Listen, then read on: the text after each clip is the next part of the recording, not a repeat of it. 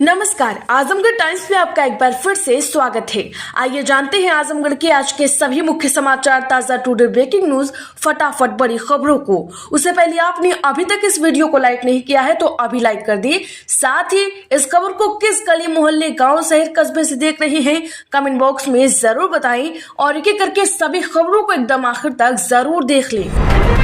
आजमगढ़ में फूका गया पाकिस्तान का पुतला, एबीवीपी के पदाधिकारी बोले आतंकियों पर कड़ी कार्रवाई करे भारत सरकार। दरअसल एक दिन पूर्व कश्मीर के पहलगाम में आतंकी हमले में 2 दर्जन से अधिक पर्यटक चल बसे हैं। इसी को लेकर आजमगढ़ जिले में कलेक्ट्रेट के सामने आज अखिल भारतीय विद्यार्थी परिषद के पदाधिकारी ने आतंकियों के साथ साथ पाकिस्तान का पुतला फूंक कर विरोध जताया है।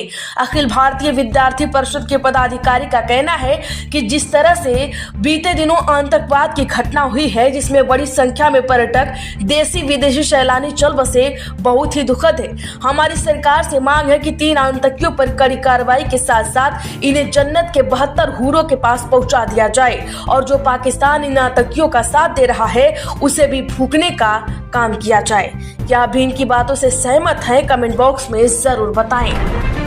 आजमगढ़ में कमिश्नर ऑफिस के बाहर लगी भीषण आग, धू धू कर जला वन विभाग का गोदाम। फायर ब्रिगेड की 6 से अधिक गाड़ियां, मौके पर 10 लाख का हुआ नुकसान। जी हां, आजमगढ़ जिले के सिधारी थाना क्षेत्र के कमिश्नर आवास के निकट वन विभाग के गोदाम में भीषण आग लगने का मामला सामने आया है।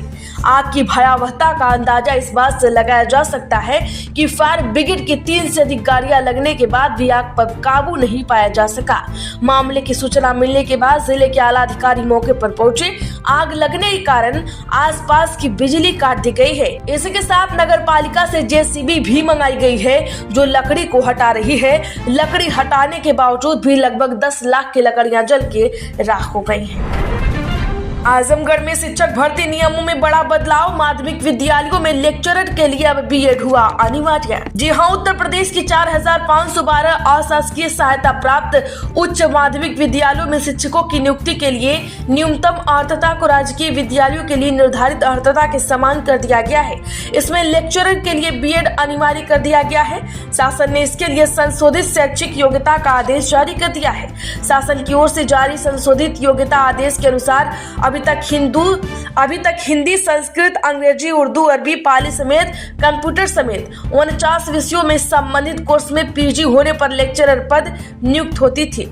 संशोधित नियमों के अनुसार अब संबंधित विषय में पीजी के साथ बीएड होना भी अनिवार्य है।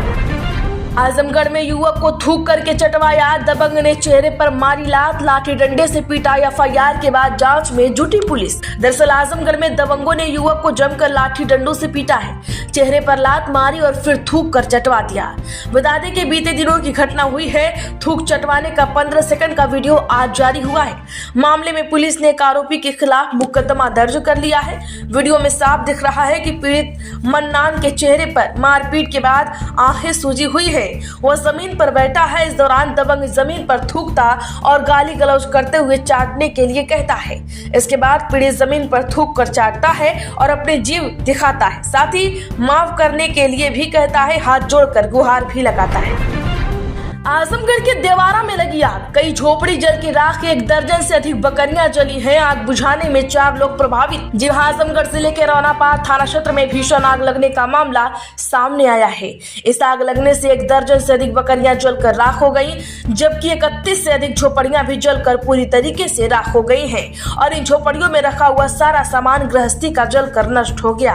आसपास के लोग आग बुझाने के प्रयास में जुट गए। इसमें 4 लोग भी प्रभावित हुए हैं। मामले की जानकारी मिलने के बाद स्थानीय लोगों ने इस मामले की सूचना फायर ब्रिगेड को दी। मौके पर पहुंची फायर ब्रिगेड की टीम ने कड़ी मशक्कत के बाद आग पर काबू पाया। आग की चपेट में गृहस्थी का सामान, कपड़े, पशुशाला और अनाज सब नष्ट हो गया है। आजमगढ़ समेत उत्तर प्रदेश में रेलवे स्टेशनों, बस अड्डों और एयरपोर्ट पर अलर्ट, सुरक्षा बढ़ी, जांचा गया यात्रियों का सामान, एडवाइजरी जारी। दरअसल पहलगाम कांड के बाद लखनऊ के रेलवे स्टेशनों, बस अड्डों व मोसी एयरपोर्ट पर सुरक्षा बढ़ा दी गई है। हाई अलर्ट जारी कर यात्रियों से अपील की गई है कि जांच में सहयोग करें। आपको बता दें कि एयरलाइनों की ओर से भी एडवाइजरी जारी करी गई है। चारबाग, लखनऊ जंक्शन, उतरेटिया, गोमती नगर आदि स्टेशनों से जम्मू की ओर जाने वाले ट्रेनों में जाँच की गई है। आजमगढ़ में रंगदारी मामले में निरस्त हुई फाइनल रिपोर्ट। 13 जुलाई 2024 को मांगी गई थी 25 लाख की रंगदारी, पैसा ना देने पर अपहरण की धमकी। जी हां, आजमगढ़ जिले में रंगदारी मांगे जाने के मामले में जांच के बाद आरोपी को क्लीन चिट देकर दाखिल की गई फाइनल रिपोर्ट को एसीजीएम कोर्ट नंबर 13 कुंवर रोहित आनंद ने निरस्त कर थानाध्यक्ष अहिरौला को फिर से मामले की जाँच करने का आदेश दिया है। इस मामले में अहिरौला थाना क्षेत्र के कंदरी गाँव निवासी और मुंबई में बेकरी के कारोबारी नैयर हुसैन खान ने अहिरौला थाने में रिपोर्ट दर्ज कराई। इसके अनुसार आपराधिक छवि के व्यक्ति आजम कुरैशी निवासी माहौल थाना अहिरौला ने 13 जुलाई 2024 की रात लगभग 10 बजे वादी मुकदमा नैयर हुसैन के घर पहुंचकर 25 लाख रुपए की रंगदारी मांगी तथा धमकी दी कि अगर रुपए नहीं दिए तो उसकी बेटी का अपहरण कर लिया जाएगा। भारत ने लिए 5 बड़े फैसले, पाकिस्तानी नागरिकों के वीजा रद्द, बूंद बूंद को तरसेगा पाकिस्तान, अटारी बॉर्डर भी बंद। दरअसल दक्षिण कश्मीर के पहलगाम में कांड के बाद सुरक्षा मामलों की कैबिनेट समिति की बैठक में कई बड़े फैसले लिए गए हैं।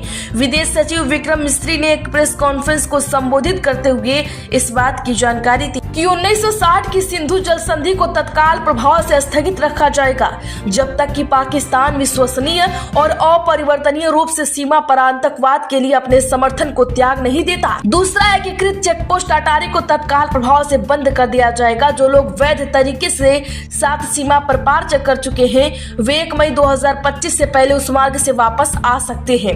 वहीं पाकिस्तान नागरिकों को सार्क वीजा छूट योजना के तहत भारत की यात्रा करने की अनुमति नहीं दी जाएगी।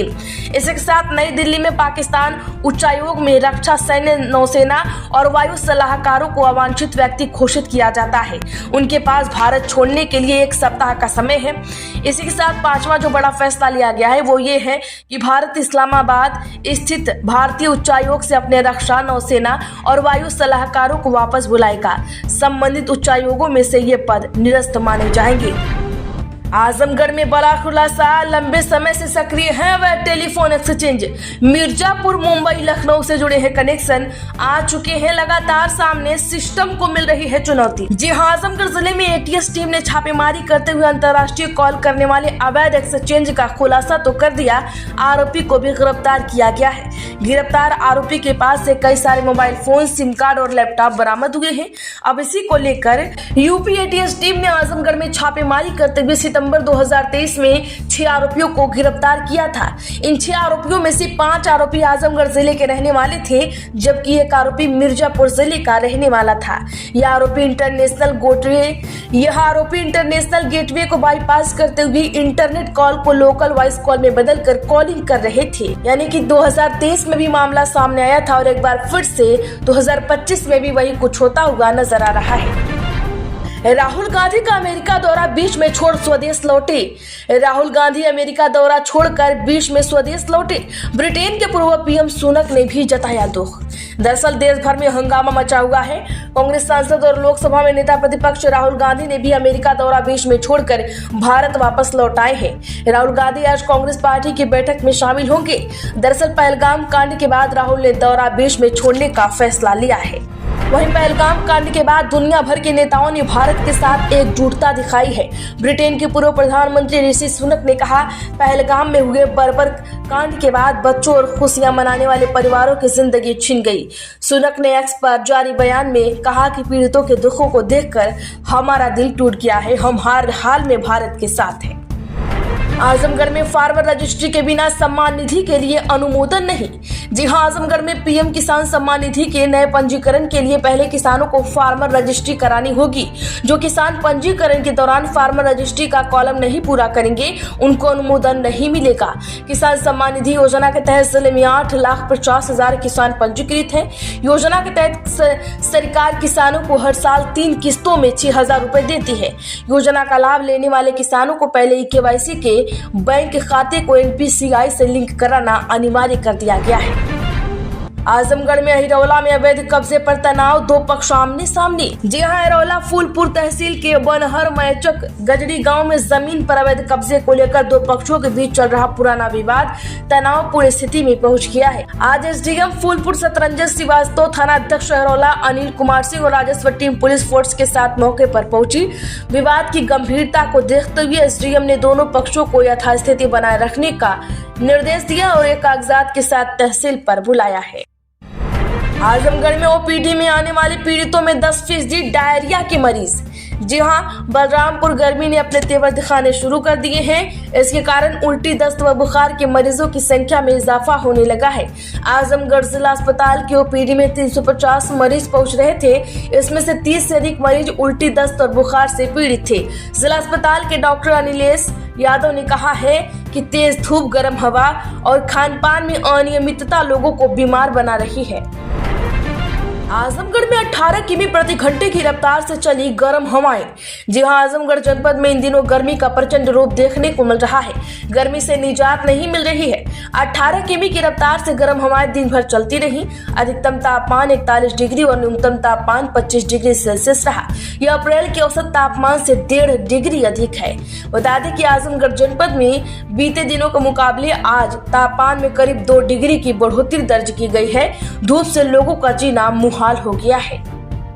पहलगाम कांड के बाद पीएम मोदी का कानपुर दौरा रद्द, मंत्रियों के सारे कार्यक्रम निरस्त, हाई अलर्ट के बाद बढ़ी चौकसी। जगह बता दें कि जम्मू कश्मीर के पहलगाम में हुए कांड के बाद पूरे प्रदेश में विभिन्न संगठनों ने आक्रोश व्यक्त करते हुए इसके विरोध में प्रदर्शन किया है और आतंकियों व उनके मददगारों के खिलाफ सख्त कार्रवाई की मांग की है। वहीं प्रधानमंत्री नरेंद्र मोदी का भारी भरकम दौरा कानपुर आने का निरस्त कर दिया गया है। वहीं प्रदेश की योगी सरकार के सभी मंत्रियों ने भी अपने अपने सारे कार्यक्रम को निरस्त कर दिए हैं। तमाम विपक्ष के नेताओं ने भी जो लोग अब नहीं रहे उनके लिए अपनी संवेदना व्यक्त की है। आजमगढ़ बलरामपुर में सड़क घटना में एक युवक चल बसा, 2 लोग घायल। जिला बलरामपुर सिधारी थाना क्षेत्र के चंडेश्वर गांव में पास में ही में बाइक सवार एक युवक चल बसा, जबकि 2 अन्य गंभीर रूप से घायल हुए हैं। पुलिस ने दोनों को कब्जे में ले लिया है। वहीं चंडेश्वर गांव निवासी रोशन गुप्ता, जो कि 26 वर्षीय है, पुत्र दिनेश गुप्ता रात करीब 11 बजे अपने पहलवान ढाबे से विनीत 27 वर्षीय और उमेश 48 वर्षीय के साथ बाइक से घर लौट रहे थे। इनके लिए कमेंट में ओम शांति जरूर लिखें। पहलगाम कांड के बाद भारत के साथ आए ये मुस्लिम मुल्क अलग थलग पड़ा, पाकिस्तान अब सहम गया। जी हां, जम्मू कश्मीर के पहलगाम में हुए कांड के बाद अमेरिका, रूस और चीन समेत दुनिया भर के देशों ने इस कायराना हमले की निंदा की है। अरब जगत ने भी कश्मीर में आतंकी हमले की निंदा की है और कहा है कि वह भारत के साथ मजबूती से खड़ा है। कुवैत के क्राउन प्रिंस सबा खालिद अल अहमद अल सबाह ने भी राष्ट्रपति मुर्मू को पहलगाम में पर्यटकों को निशाना बनाकर किए गए कांड में हुए दुखद अवसर पर भी अपनी संवेदना व्यक्त की है। आजमगढ़ टाइम्स में आज के लिए बस इतना ही। रोज के ऐसे ही आजमगढ़ की ताज़ा अपडेट के लिए वीडियो को लाइक करें, ज्यादा से ज्यादा लोगों में शेयर करें। चैनल को सब्सक्राइब नहीं किया है तो सब्सक्राइब करके घंटी का निशान जरूर दबा लें।